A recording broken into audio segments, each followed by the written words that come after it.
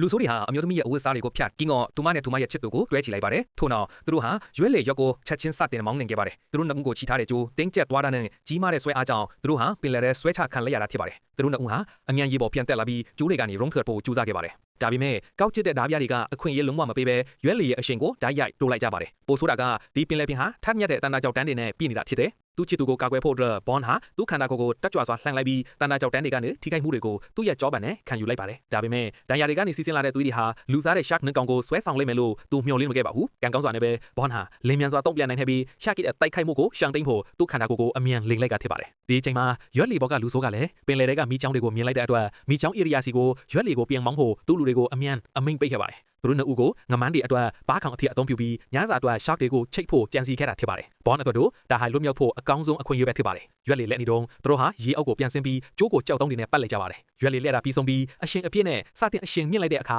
ဘွန်ဟာကျိုးကိုတင်းတင်းစုပ်ကန်ထားခဲ့ပြီးဒီနည်းလက်နဲ့ကျိုးပြတ်သွားအောင်ရည်ရွယ်ကကျိုးမလွတ်အောင်ကြိုးစားခဲ့ပါတယ်ရွက်လီဘောကလူတွေကငမန်းတကောင်ကိုချိန်မိသွားပြီလို့ထင်ပြီးအရှင်ကိုအမြန်ထပ်တိုးလိုက်ကြပါတယ်နောက်ဆုံးမှာဘွန်ရဲ့ဇွဲရှိစွာကြိုးစားမှုကြောင့်ရွက်လီရဲ့အရှင်နဲ့ကျိုးဟာဆွဲပြတ်သွားခဲ့ပြီးရုတ်တရက်ခုန်ထွက်သွားတဲ့ရေပေါင်မျောကလူဆိုးတအုပ်ကိုပင်လယ်ထဲလွင့်ထွက်သွားစေခဲ့ပါတယ်ဆူညံတန်ကြောင့်ဒီမီရက်ရှက်နှကောင်ဟာအမြန်ရေပေါ်ပြန်တက်လာပြီးအဲ့ဒီလူကိုကိုက်စားရာဘောနဲ့သူ့အဖော်ဟာအသက်အန္တရာယ်ကနေယာယီလွတ်မြောက်သွားတာဖြစ်တယ်ဒီအခြေအနေအလုံးကိုမြင်လိုက်တဲ့လူဆိုးကောင်းဆောင်ကဒေါသထွက်သွားပါတယ်ဒီတခါကရွက်လီကိုသူ့ကိုယ်တိုင်မုံပြီးသူတို့ကိုတိုက်ချဟုန်ဆုံးဖြတ်ခဲ့လာဖြစ်တယ်ရွက်လီဟာပိုနီးကလာနေပေမဲ့သူတို့ခန္ဓာကိုယ်ပေါ်ကဂျိုးကိုဖြေဖို့လိုအပ်နေတာမဟုတ်ရင်တိုက်မိတာကိုရှောင်နိုင်ရင်တောင်မှလူဆိုးတွေဖမ်းမိဖို့ကအချိန်မေးရုံပါဖြစ်တယ်နောက်ဆုံးမှာတော့သူတို့ပူပေါင်းဆောင်ရွက်မှုနဲ့အတူရွက်လီသူတို့တိုက်မိကမနှင်းစက္ကန့်နောက်ဆုံးမှာသူတို့ဟာရေအောက်ကိုအောင်ဟင်စွာငုပ်ရှိုးနိုင်ခဲ့ပါတယ်အခုတော့ပင်လယ်ကျမ်းပြင်မှာနေချင်းအပြင်သာသူတို့ဘေးကင်းရာလွယ်မြေပါတယ်ကံကောင်းစွာနဲ့ပဲငမန်းဖန်တုံးကလူဆိုးတွေချန်ခဲ့ထားတဲ့အောက်ဆီဂျင်တကန်ကိုသူတို့တွေ့ရှိခဲ့ပြီးဒါဟာသူတို့ကိုမိနစ်30ကြာအသက်ရှင်စေနိုင်ခဲ့ပါတယ်လေပေါ်ကလူဆိုးတွေဟာသူတို့နှစ်ဦးကိုလုံးဝမရှာတွေ့တော့ပဲမိချောင်းတွေစားလိုက်ပြီလို့ထင်ခဲ့ကြပါတယ်ဒါကြောင့်သူတို့လှည့်ပြန်သွားခဲ့ကြပါတယ်အခုတော့သူတို့စိုးရင်စရာမလိုတော့ပဲရေပေါ်ကိုပြန်ကူးနိုင်ခဲ့ပြီးနောက်လေကားတစ်ချောင်းလောင်းထပ်လိုက်ပြီး